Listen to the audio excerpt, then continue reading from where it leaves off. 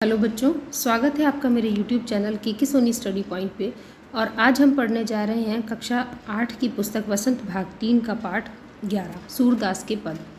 सूरदास जी 15वीं शताब्दी के कवि थे। सूरदास जी ने भगवान कृष्ण के बाल रूप के वर्णन करते हुए यहाँ जो कुछ पद दिए हैं उनमें उनकी अटखेलियाँ, उनकी शिकायतों का वर्णन किया है। इस पाठ में हम उसी को पढ़ने जा रहे हैं। सूरदास जी ने ज़्यादातर जो शब्द और जो भाषा लिखी थी वो अवधी और ब्रज भाषा का उपयोग किया था। उन्हीं में उन्होंने अपनी कविताएं लिखी हैं और उन्होंने कृष्ण से संबंधित कविताएं ज़्यादा लिखी हैं। तो आइए अब हम पढ़ने जाते हैं उनकी कविता। यहाँ पर इस कविता में वो कृष्ण के बाल रूप को दिखाते हुए कहते हैं कि कृष्ण जी अपनी माता यशोदा से अपनी शिकायत को कैसे कहते हैं, वही इस पद में दिखाया गया है। आइए बच्चों पढ़ते हैं। मैया कब ही बढ़ेगी चोटी। यहाँ पर मैया शब्द, मैया है माता को कहा गया है। कब ही मतलब कब, बढ़ेगी, बढ़ेगी शब्द अवधी भाषा का शब्द है। बढ़ेगी का मतलब है बढ़ेगी। चोटी, चोटी मतलब जो बालों की चोटी होती है वो। तो यहाँ वे कहना चाहते हैं कि मैया मेरी चोटी कब बढ़ेगी। कितनी बार मोही दूध पियत भई। कितनी मतलब यहाँ पर है कितनी। कितनी का मतलब होता है कितनी बार। मोही दूध पियत भई, मोही मतलब मुझे, दूध पियत भई पिलाते हो, कितनी बार मुझे दूध पिलाते हो। यह अजहू है छोटी, लेकिन यह अभी भी छोटी है।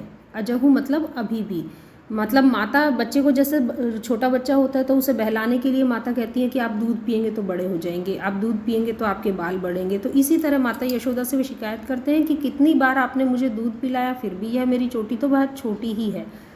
तू तो कहती बल की बैनी ज्यों।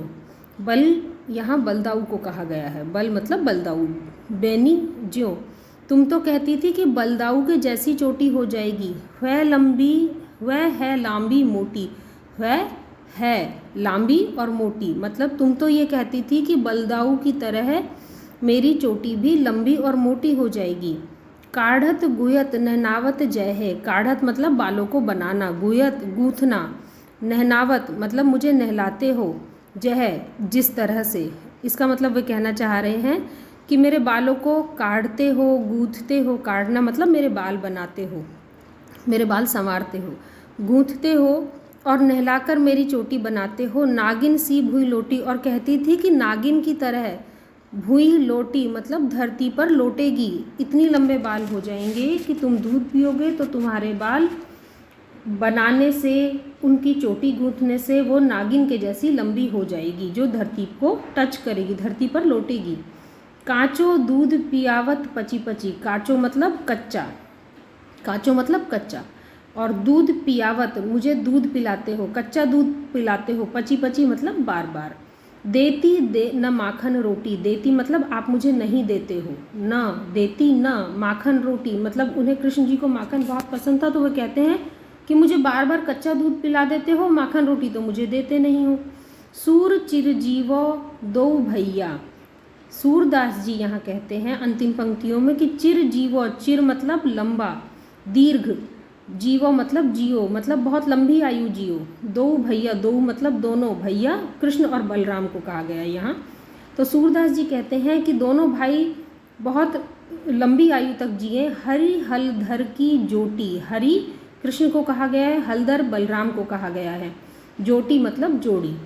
तो यहाँ सूरदास जी कहते हैं कि मैं तो आशा करता हूँ कि आप दोनों, भगवान श्री कृष्ण और बलराम की जोड़ी सदैव अमर रहे और वह दीर्घ आयु तक जिए।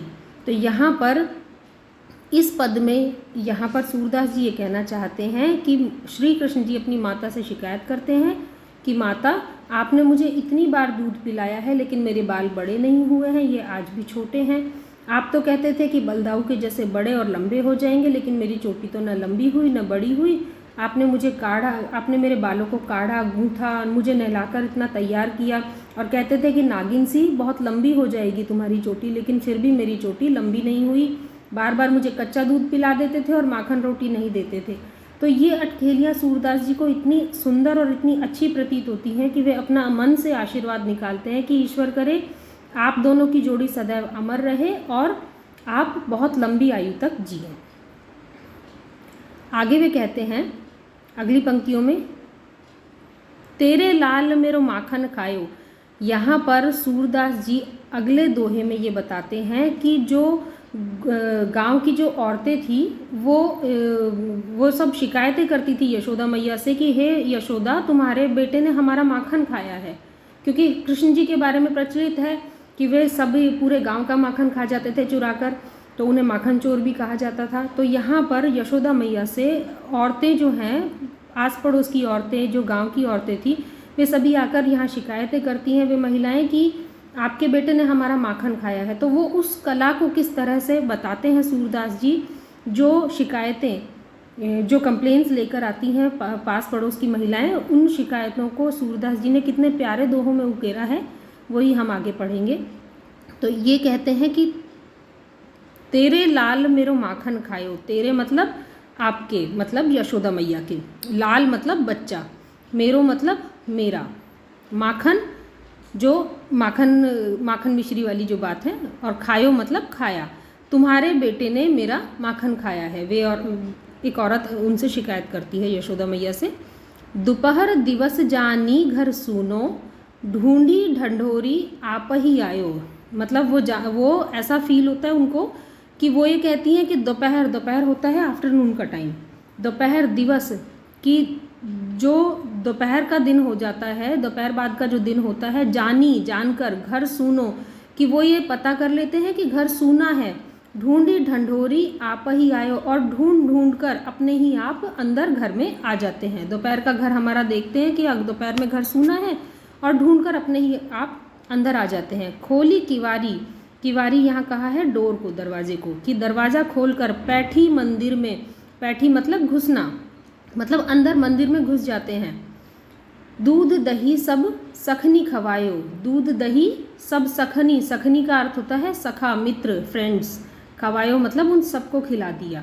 तो यहाँ पर वे कहती है कि दोपहर का दिन सूना जानकर, कि मेरा घर सूना है, दोपहर में हम सब सो चुके होंगे, ऐसा सोचकर वो अपने आप ही ढूंढकर मेरे घर में आए हैं, दरवाज़ा खोला है, और मंदिर के अंदर घुसकर दूध दही और सब माखन खुद ने भी खाया और अपने फ्रेंड्स को भी खिला दिया।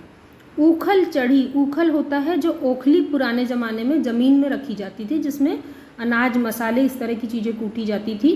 तो उस ऊखल को उल्टा करके रख के और उस पर चढ़े, ऊखल चढ़ी मतलब माखन जो है छीके पर टांगा जाता था। पहले के समय छीका होता है कि रस्सियों से एक बर्तन को टांगा जाता है दीवार से, और उसमें माखन रखा जाता है। तो वो कहते हैं कि ऊखल चढ़ी, ऊखल पे चढ़ते हैं, सीके को लीन हो, सीके मतलब यहाँ छीके से कहा गया जिसके अंदर माखन रखा गया है, कि उस छीके को ले लिया, लीन हो मतलब ले लिया।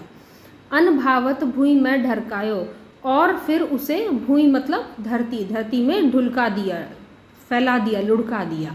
तो यहाँ भी कहते हैं कि ऊखल पर चढ़े, माखन को छीके को ले लिया और फिर उसको धीरे से धरती में फैला दिया। दिन प्रति हानि होती गौरस की, और दिन प्रति मतलब हर दिन, हानि मतलब लॉस हो रहा है, होती गौरस की मतलब जो गाय के दूध दही छाछ मक्खन इन सब का, ये सब चीज़ें हमें गाय से ही तो प्राप्त होती हैं, इसकी हानि हो रही है।